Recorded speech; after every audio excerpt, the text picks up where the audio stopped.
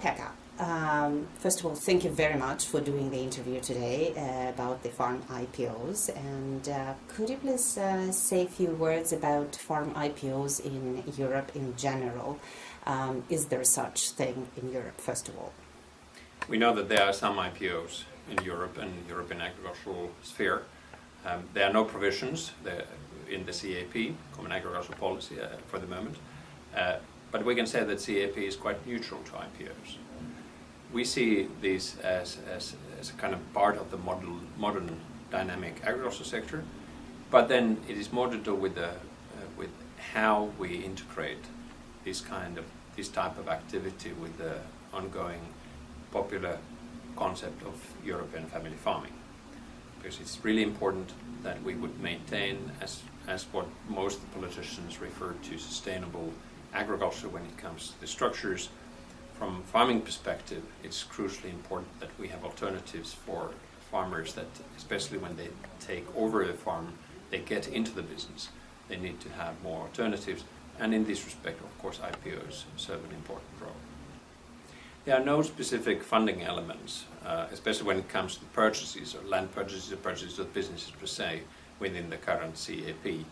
But then, of course, this is very much about the competitive market out there. It's about dynamic market, financial sector, and how that would give assistance to structural change investment, and especially investment in technology. We're very much interested in that. And to a certain extent, we have some tools in the CAP to facilitate this, but they are dwarfed by the financial market tools. In the CAP, we only have what we call financial instruments, but that is fairly weak tool as such, especially when it comes to land purchases. It's not targeting fixed property or land per se. Do you see any new trends in IPOs in Europe, specifically in farm IPOs?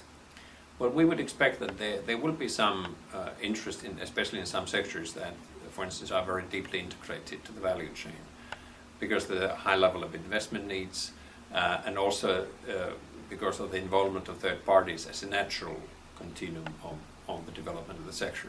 I would assume that the high added value of a product would be, the higher probability of IPOs would prevail. But then this is very much linked with the individual businesses in some sectors. There are specific leading sectors like dairy farming or wineries or forestry, or there is no such thing, or maybe regional leaders? It's very difficult to say or pinpoint any particular sector that would be an example of best practices or worst practices. But I would assume that especially in sectors such as horticulture, we see, let's say, slightly different structures when it comes to financing of the sector than, for instance, in more traditional farming, especially when it comes to extensive livestock, for instance. So I would say that horticulture most probably would give us some examples where the financial arrangement of any business would be slightly different than traditional agriculture.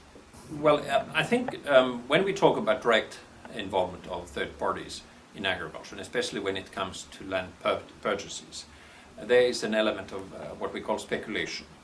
And this, in the eyes of a lot of people, seems to be a very negative term. Of course, we see this as an opportunity to underline the positive future for agriculture. If we have a third-party interest in agriculture, we see that as an interest in a positively developing sector per se. But these things are highly political, and in reference to structures in many regions of Europe, many member states, this may be politically very sensitive for European Union member state governments and European Commission. So we recognize that this presence is there, but then how to integrate that into the policies, especially common agricultural policy, and how the society would see this kind of development is a question mark. But we see also partially as a positive sign of interest to the future of European agriculture. So you see no obstacles, no major obstacles towards farm IPOs in Europe? Well, for the moment, we don't see any EU-level major obstacles. Of course, the ongoing discussion on some support schemes have an impact on that. And some member states still have some legal constraints for third-party land purchases or involvement of a private fixed property arrangement in a member state.